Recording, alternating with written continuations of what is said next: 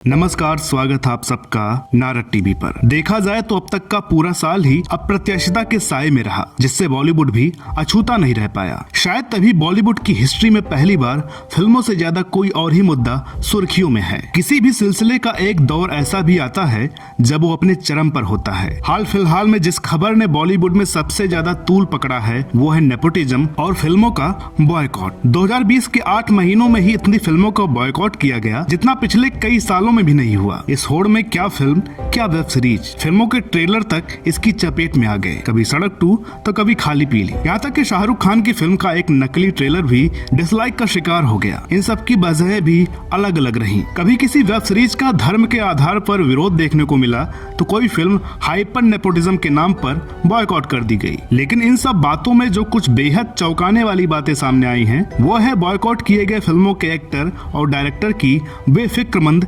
प्रतिक्रिया। एकता कपूर से लेकर आलिया भट्ट, ना जाने कितने ऐसे उदाहरण हैं। इनका ऐसा रिएक्शन फिल्मों के देशव्यापी बायकॉट को भी शक के कटघरे में लाकर खड़ा करता है। क्या वाकई में फिल्मों और वेब सीरीज को बायकॉट करने से कोई फर्क नहीं पड़ता? तो इसका जवाब सिर्फ हाँ या ना में देना मुमकिन नहीं है। इसके लिए हमें सभी पहलुओं को आपके साथ रखकर पूरी एनालिसिस करनी होगी। तो बने रहिए नारद टीवी के साथ। सबसे पहले हम ये जान लेते हैं कि फिल्मों का मुख्य उद्देश्य क्या होता है। जी हाँ, मनोरंजन तो होता ही है, लेकिन फिल्म निर्माता के नजरिए से देखें तो फिल्मों की प्रायोरिटी मुनाफा ही है। किसी फिल्म को कमाई के आधार पर ही उसे फ्लॉप, हिट, सुपर हिट और ब्लॉकबस्टर का टैग दिया जाता है। तो आइए जानते हैं कितना असर पड़ता है फिल्मों की कमाई पर उसके बॉयकॉट से। आम दिनों में जब फिल्म थिएटर और मल्टीप्लेक्स में रिलीज की जाती थी तो फिल्में अधिकतर कमाई बॉक्स ऑफिस पर ही करती थी। साल 2019 में बॉलीवुड इंडस्ट्री का बिजनेस 18,000 करोड़ का बताया गया, जिसमें 13,000 करोड़ डायरेक्ट बॉक्स ऑफिस से था। अन्य 5,000 करोड़ जिसमें सैटेलाइट, म्यूजिक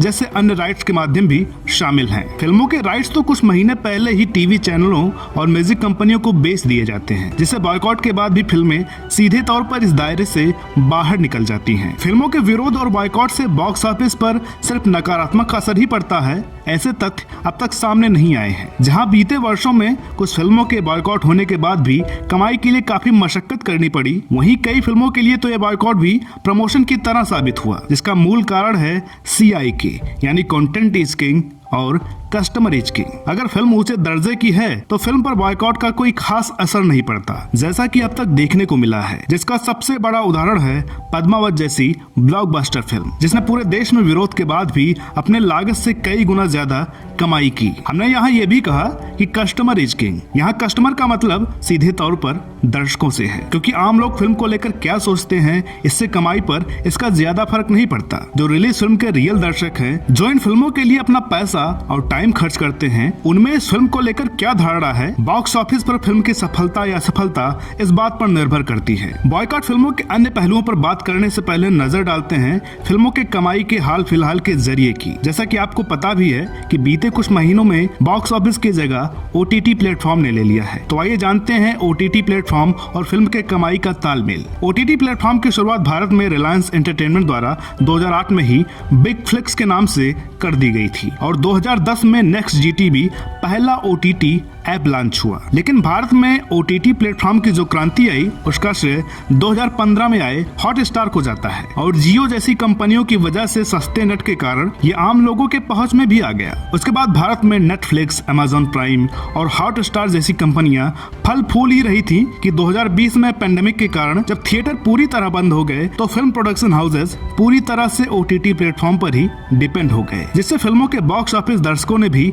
OTT प्लेटफॉर्म को रुख कर लिया और देखते ही देखते OTT प्लेटफॉर्म ने उम्मीद से ज्यादा ग्रोथ कर लिया। OTT प्लेटफॉर्म की तरफ इस तरह रुझान होने का कारण इसका सस्ता होना भी है। अगर कुछ वीडियो स्ट्रीमिंग प्लेटफॉर्म को छोड़ दिया जाए तो एक थिएटर टिकट की कीमत पर सब्सक्रिप्शन से 1 साल फिल्मों का लुत्फ उठा सकते हैं। लेकिन दर्शकों के बॉयकॉट का सिलसिला भी बॉक्स ऑफिस से OTT प्लेटफॉर्म पर आ गया, जिसमें सड़क 2, गुंजन सक्सेना जैसी फिल्मों को तो जबरदस्त विरोध झेलना पड़ा। तो सवाल ये है कि क्या ऐसी फिल्में फ्लॉप हो जाएंगी? तो जानते हैं इस विषय पर पर विशेषज्ञों की क्या राय है। ट्रेंड एनालिस्ट गिरीश जौहर कहते हैं कि तीसरे पर्दे पर डील होते ही निर्माता को अपनी एक मुश्त कीमत मिल जाती है। इसके बाद उसको इस बात से कोई फर्क नहीं पड़ता कि किसी फिल्म या उसके ट्रेलर को कितना पसंद या नापसंद किया जा रहा है या उसकी IMDb रेटिंग कितनी है। आपको बता दें कि आजकल OTT प्लेटफॉर्म द्वारा फिल्मों को लागत से दोगुनी से भी ज्यादा कीमत पर खरीद लिया जा रहा है। इसके अलावा तीसरे पर्दे यानी OTT प्लेटफॉर्म द्वारा ऐसा कोई डेटा सार्वजनिक नहीं किया जाता जिससे ये पता चल पाए कि फिल्म का रिस्पॉन्स कैसा रहा। अब फिल्म निर्माता और कमाई को दरकिनार करके नजर डालते हैं एक अभिनेता के दृष्टिकोण से। फिल्म जब तक अच्छा कमाई कर रही है तो फिल्मी अभिनेताओं पर कोई खास फर्क नहीं पड़ता, क्योंकि किसी भी कलाकार को बॉलीवुड में जमने में काफी संघर्ष का सामना करना पड़ता है। कोई भी नाम एक दिन में ना तो बनता है और ना ही मिटता है, लेकिन फिल्मों के अतिरिक्त बड़े स्टारों के ब्रांड वैल्यू में फर्क जरूर पड़ जाता है, जिससे उन्हें बड़ी कंपनियां ब्रांड एम्बेसडर बनाने में थोड़ा परहेज जरूर करती हैं। लेकिन ये सब चीजें कभी उजागर नहीं होती। इस समय जिस मुद्दे को लेकर अधिकतर फिल्मों का विरोध किया जा रहा है वो है नेपोटिज्म। तो बात करते हैं उन कलाकारों की जिन पर नेपोटिज्म का टैग लगा हुआ है। जैसा कि नारद टीवी कई बार कहता आया है कि नेपोटिज्म का मतलब सिर्फ स्टार किड होना बिल्कुल नहीं है। अगर एक्टिंग का टैलेंट है तो स्टार किड होना कोई गुनाह नहीं है। फिल्मों का बहिष्कार करना या उसकी सराहना करना सभी का अपना निजी फैसला है, लेकिन बॉलीवुड ऐसे उदाहरण से भरा पड़ा है जब डम स्टार किड्स जिन्हें नेपोटिज्म के कारण कुछ फिल्में तो मिल जाती हैं लेकिन दर्शक उन्हें नकार देते हैं। आपको दिमाग में ऐसे कई चेहरे याद भी आ गए होंगे, क्योंकि घोड़ों के रेस में गधे को दौड़ाया तो जा सकता है लेकिन जिताया नहीं जा सकता। और ये कहावत तो आप सबने सुनी ही होगी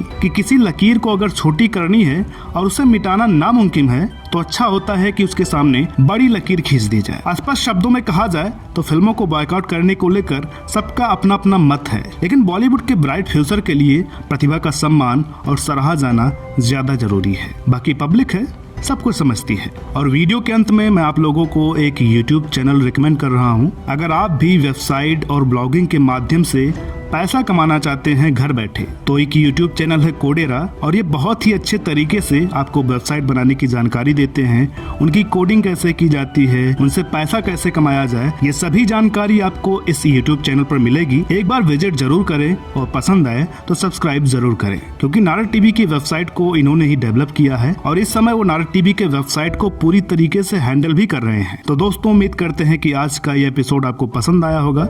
वीडियो अगर अच्छी लगी हो तो प्लीज इसे लाइक करें, शेयर करें। चैनल पर नए हो तो प्लीज इसे सब्सक्राइब जरूर करें। साथ ही साथ हमें फॉलो करें फेसबुक, ट्विटर और इंस्टाग्राम पर। तो दोस्तों, मिलते हैं अगले वीडियो में एक और नई कहानी के साथ। तब तक के लिए नमस्कार।